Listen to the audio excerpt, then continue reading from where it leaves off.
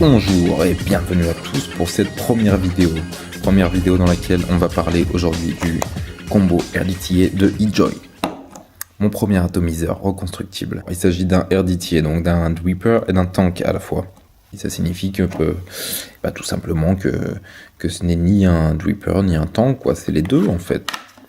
Donc voilà, le voici. Très belle boîte, très beau packaging. Qu'est-ce qu'on a à l'intérieur de cette petite boîte ? À l'intérieur de cette petite boîte, on a un deck supplémentaire qui est fourni, qui se trouve là. On a une résistance préfabriquée qui se trouve là. On a un drip tip supplémentaire, donc un embout sur lequel on va venir poser ses lèvres pour aspirer, qui est différent du premier, qu'on peut voir ici. Il est plus plat, il est d'une forme un petit peu différente et surtout il va nous permettre d'insérer des embouts supplémentaires standards. Enfin, bref, on verra un petit peu ça après, puisqu'il y en a un fourni à l'intérieur également. Il y a en plus un tank supplémentaire, donc un tank de remplacement pour remplacer celui-ci ou quand on le casse. Bon, faut être un gros bourrin à mon avis pour le casser, surtout s'il est usé ou bon, après voilà, si on fait tomber sa cigarette c'est possible. Mais bon, et en plus de ça, on se retrouve avec un petit sachet dans lequel il y a plein de petites choses comme des joints supplémentaires, un embout qui va venir se fixer sur tomber un gros bourrin, qui va venir se fixer sur notre drip tip supplémentaire pour venir en faire un bien différent de celui qui est fourni, donc avec un orifice bien plus étroit. Bon, je trouve que ça se visse assez mal, je sais pas, vous l'avez peut-être vu, j'ai eu du mal à le mettre. J'ai eu quand même beaucoup plus facile que la première fois que j'ai essayé. Et encore, il est pas bien mis, ce petit enfoiré. Donc voilà, comparons ce qui est déjà monté et comparons ce qui est fourni en plus.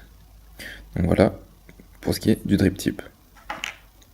Qu'est-ce qui est monté dans cet atomiseur ? C'est un reconstructible, donc on peut tout démonter. Moi je suis un gros novice, c'est pour ça que je vais tout expliquer, parce que c'est mon premier atomiseur, mais pas seulement. C'est mon premier atomiseur reconstructible, pardon. Mais pas seulement. Donc qui dit premier atomiseur reconstructible dit que j'ai jamais, absolument jamais, fait de résistance moi-même.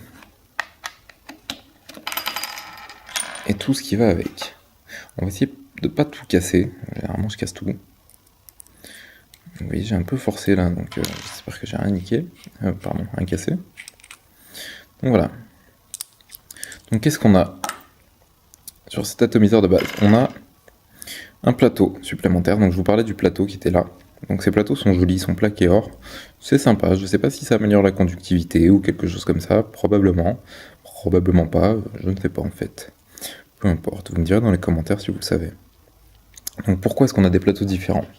Alors, on a des plateaux différents si on veut faire des montages différents. Tout simplement, si on veut faire du dual coil, par exemple, on utilisera ce plateau. Parce que comme vous pouvez le voir, il y a 4 orifices. Donc, 2 positifs, 2 négatifs. Ça nous permettra de monter donc 2 résistances.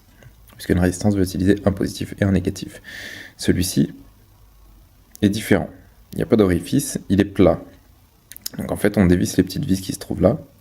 Ça va remonter les espèces de clapets. Et on va pouvoir insérer nos résistances en dessous. Donc on peut très bien mettre de la ronde. Mais j'imagine que c'est principalement fait pour insérer du fil résistif plat. Tel que le Cantal Ribbon. Donc voilà. Donc cette résistance qui est fournie avec, c'est très sympa. Hein. J'apprécie, mais je l'ai essayé. Et vu que c'est très fragile, comme vous pouvez le voir à l'intérieur, il y en a une qui est toute noire et l'autre qui est intacte. Pourquoi ? Parce que en montant, ne me demandez pas comment, j'ai réussi à casser la patte de celui de droite. Et du coup, il n'y a que celui de gauche qui a fonctionné et qui a cramé, puisqu'il y avait trop de puissance qui arrivait et pas assez de résistance pour les gérer. Quelque chose comme ça, vous demanderez à votre prof d'électro. Donc voilà. Donc tout est démontable, absolument tout, on peut tout nettoyer comme il faut, le tank s'enlève mais d'une facilité déconcertante, donc voilà, c'est super, c'est vraiment génial, moi j'ai jamais vu ça, ça m'éclate, je sens que je vais m'éclater. Donc là on vient de parler de tout ce qu'il y avait, ou presque, j'ai oublié de vous dire qu'il y avait également cet embout en silicone qui va venir s'insérer sur un plateau dans le cas où on fait du simple coil. Pourquoi? Tout simplement pour éviter les fuites, pour éviter qu'il y ait du liquide qui coule partout, puisqu'on aura notre coton qui sera uniquement là et là. Donc ça sera ouvert et ça risque de déborder. Pour ça, ils ont tout prévu, ils nous ont donné un petit embout en silicone, des joints supplémentaires et surtout, le plus intéressant, des résistances toutes faites. Donc il me semble que ça c'est du Clapton Coil. On ne voit pas très bien là, mais c'est une résistance sur laquelle est enroulé un fil très très fin. Donc le but de ce type de montage, c'est de pouvoir garder plus de liquide sur la résistance, et donc à l'ignition, donc à la fusion, il y aura beaucoup plus de liquide qui va rentrer en fusion, et donc beaucoup plus de vapeur. Donc c'est top, j'ai hâte de les essayer, mais pour le moment, je vais commencer par construire les miennes. Voilà. Donc là, on vient de parler de ce qu'il y avait dans cette boîte, dans ce package. On va parler de ce qu'il manque maintenant. C'est assez important pour le remarquer. Donc c'est un RDTA, comme c'est écrit sur la boîte, un combo dripper et tank. Sauf que c'est un gros mytho, si je peux me permettre, messieurs de chez eJoy, puisque pour en faire un dripper, donc on peut en faire un dripper, il n'y a pas de problème. Seulement, on aura toujours le tank en dessous. Même s'il est vide, on se retrouvera avec le tank en dessous, même si on le fait fonctionner en dripper. Bon. C'est pas censé fonctionner comme ça. Un dripper, il n'y a pas de tank. Pour ça, il y a une base. Une base qui n'est pas dans la boîte. Une base sur laquelle on va pouvoir mettre directement cette bague et donc ne pas avoir le tank en dessous. Cette bague est présentée là. Elle n'est pas dans la boîte. J'ai vraiment du mal à comprendre ça. Je la trouve pas sur internet. En plus, j'imagine qu'elle n'est pas encore fabriquée, qu'elle finira par venir. Je l'ai trouvée sur Fastech, donc c'est du clone. Je l'ai commandé, on verra ce que ça donne. En tout cas, Fastech me sauve la vie, puisque je ne sais même pas si eJoy va finir par la sortir. Bref, peu importe. Comme on peut le voir sur la boîte, donc comme je vous l'ai montré, on a 2 plateaux qui sont fournis avec. Des plateaux en tout, il y en a 7 différents. Qui sont ceux-ci, c'est des IMC1 jusqu'à IMC 6. Bon, il y a IMC7 aussi, enfin IMC Coil en fait, qui correspond à cette résistance préfabriquée. En réalité, il y a 6 plateaux différents, plus celui-ci. Donc voilà, bon, je suis assez déçu par le fait qu'il manque la base, vraiment. Bon, je l'ai déjà dit, mais bon, je trouve ça assez étrange pour quelque chose qui est vendu comme un combo RDTA, que finalement on puisse pas le mettre vraiment sous la forme d'un dripper. Peu importe, le produit est très beau, très bien fini, très bien présenté, très bien apporté, très bien amené.